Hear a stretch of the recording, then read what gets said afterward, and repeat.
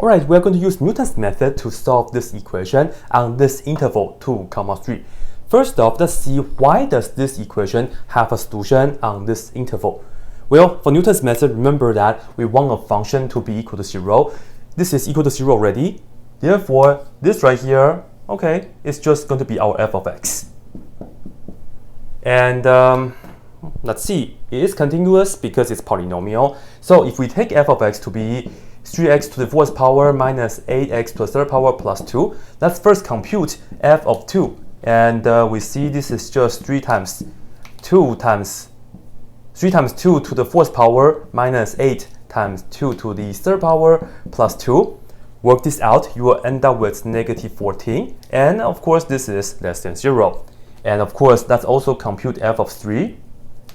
This is 3 times 3 to the fourth power minus 8 times 3 to the third power plus 2. Work this out and we will see this is positive 29.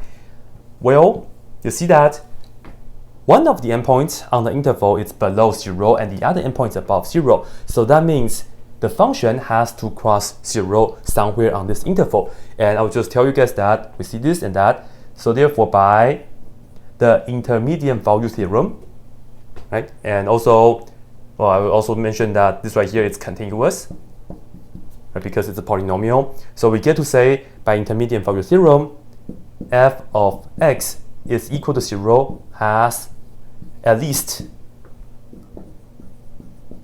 one root or a root or a solution, depends on how you want to say it, on the interval 2, 3, right? So we can be sure that there is an answer for this. And now here's the deal.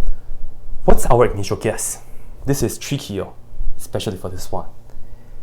Well, this is our function. Let's get the derivative right here. We have f prime of x. And we see that the derivative of this is going to be 12x to the third power minus 24x squared, and then the derivative of 2 is just 0. So this is it. We have 2 and 3. You see that when x is 2, the value of the function is at negative 14, which is closer to 0 compared to 29, right?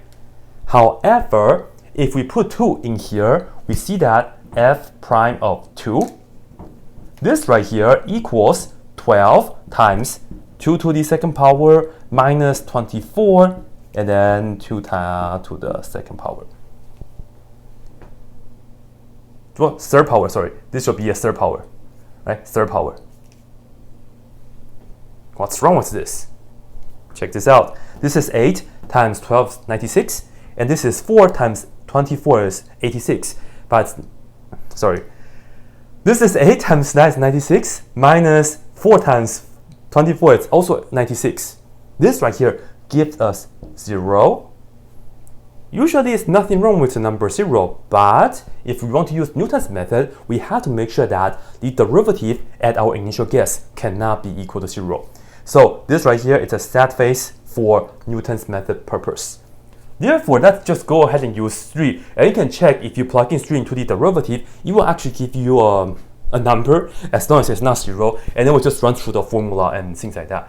So I will just tell you, we will take our initial guess, which I will just call that to be x1 to be 3. And then just plug into the formula. And the formula is, let me just put this down for you guys real quick. The next x value, so I'll just put down xn. This right here is equal to the previous x value, which is xn minus 1. And then we subtract the value of the function at that x value divided by the derivative at that previous x value. So with that being said, x2 will be, well, we use 3, and then we minus f of 3, and I'm just going to not plugging everything, just go ahead and do that on your own, okay? So it's f of 3, and then divided by f prime of 3.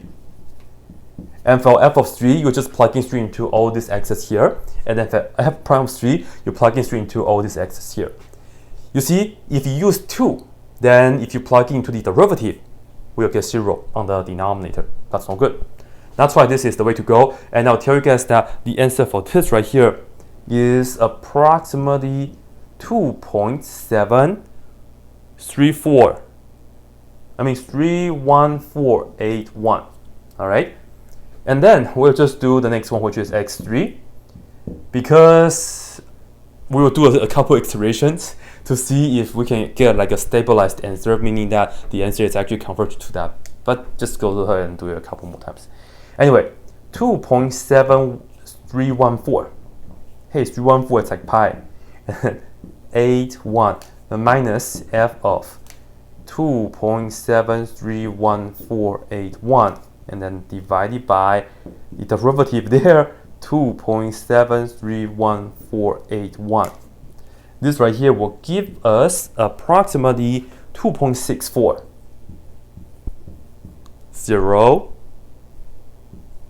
0435. Yeah. And then you just pretty much keep going. And I'll just tell you guys the next one, x4 will be approximately, just go ahead and repeat the same process, and you will get 2.63 and 0.146. Yeah. And then if you keep going, you'll get x5. This right here is approximately 2.63002. And in fact, if you keep going, the next one is going to be the same digits up to this point, right? Up to this decimal place. So I'm just going to tell you guys that this right here will be the answer. In fact, x6, it will be approximately the same thing as well if you continue. So that's why we can actually stop right here, because this right here will be a very good approximation for the solution to this equation. But do we have other solutions though? Probably, just check on the intervals. But on this interval, we have this one. And could there be another one? We will just have to do like a little bit more things, but like this is it.